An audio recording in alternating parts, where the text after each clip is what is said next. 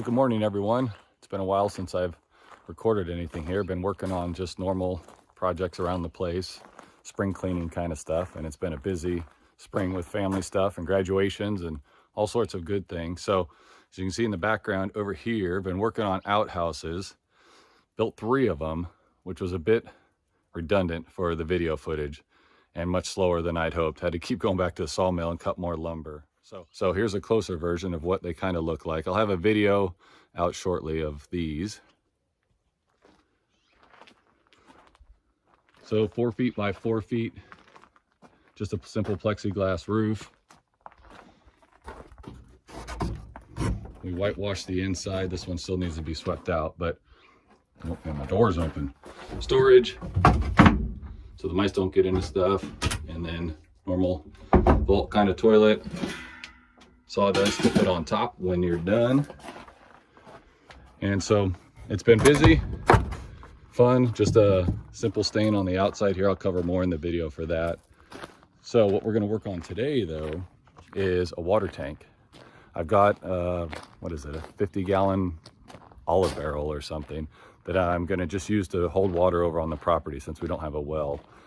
So I'm going to take this barrel here. I already put a bulkhead fitting in the bottom, just a simple garden hose ball valve.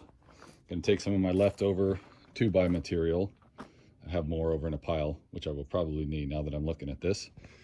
And then we'll just build a platform for this that goes underneath the bottom side, full platform. It's going to have wings that kind of come out so I could lift it with the forks of the tractor and maybe have it, I don't know, 2 feet or so off the ground, just so I get a little bit of gravity feed and I can get my tank underneath there, the cooling tank from the sawmill. So we'll dive into this. All right, so this is kind of the basic idea here. This will be the base for the tank. The tank will sit centered on this, probably spigot off to the side, something like that. And then I'll build some sides onto it. Just pocket drill some more 2x4s up or put some bracing under, whatever it needs, just to keep this thing stable.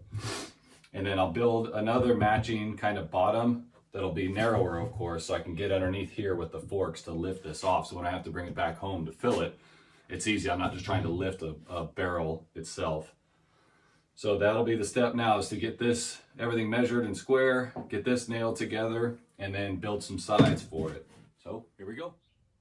All right, got it nailed together. Here's how it's gonna sit with enough room so the spigot's not touching, but I don't want it sticking too far out either. And I'll do some bracing kind of around the perimeter of it. And that'll be the top section complete. All right, well there's the completed top section, I guess you would say, of the barrel stand. And of course, split on the last nail, but it'll work. It'll be strong enough to support this. And I think no matter what, I'll still put a strap over it when I do transport. But it sits in there, cradled pretty good. Not gonna shift left or right. Still plenty of room to operate the valve and connect the hose to the bottom. So now we're gonna build a base that's just this width and about 2 feet tall or so. So we'll get started on that.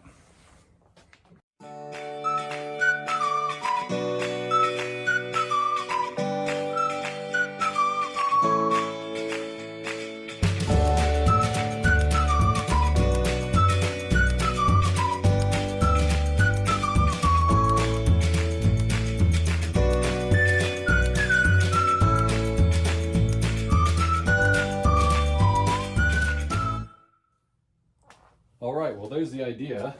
Homemade water tower, I guess. Still gonna put some bracing underneath this to keep things from sliding back and forth.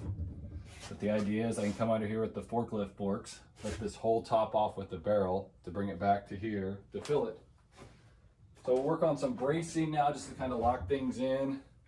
And I think I'll run a couple more 2x4s here and run them proud a little bit, maybe 4 inches or so, just to give it a little bit wider stance.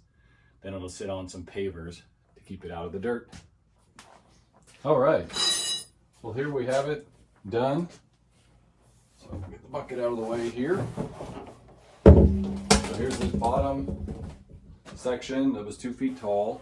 And then I've got these blocks in here And then these ones that'll keep it from moving forward or backwards, left to right. It just sits in. Not going to come off, but I can still come underneath easily with the forks to lift it up and fill it. So we'll get this stained now and over to the property. All right, well, we got it stained. Kind of a mess. My hands are all greasy, so I didn't get any pictures of that, but it's just a 50/50 diesel motor oil. It's what I use on the outhouses. Works really good. With so much equipment, I have plenty of old fuel laying around. Once it dries, you don't even smell it. It gives good protection. It's going to sit on a couple cinder blocks over on the property, but so far it hasn't collapsed. We'll see how it does when I take it over. Full of water. You can see in there, yeah, full of water and holding. And the lid put on. I think for transport over there, I'll put a ratchet strap up and over just to keep it secured, and then carry it with the forks. Should go good.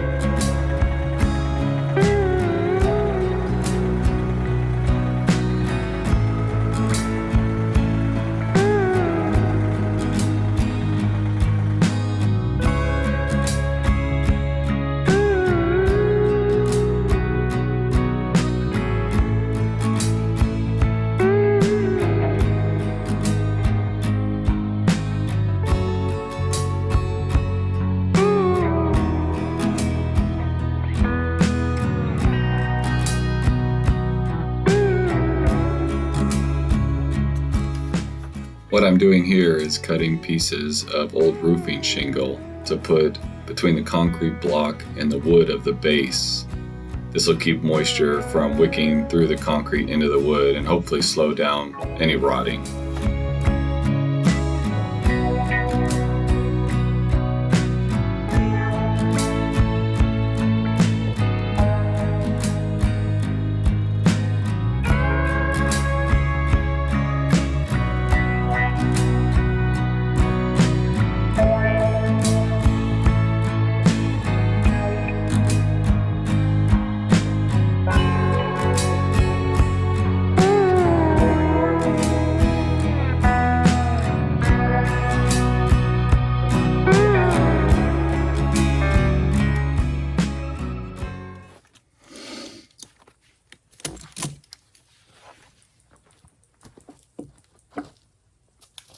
And those that know me know how paranoid I am of losing water. So that's why there's a second valve on here.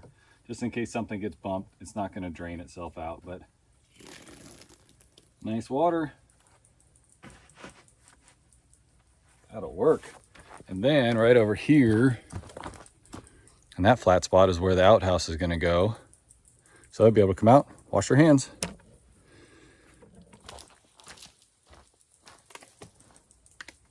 Let's give it the test here.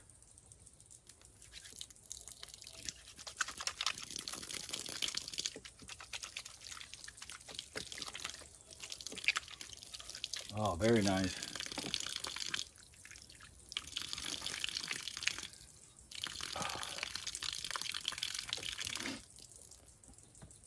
Well, it'll serve its purpose. So hope you enjoyed the build.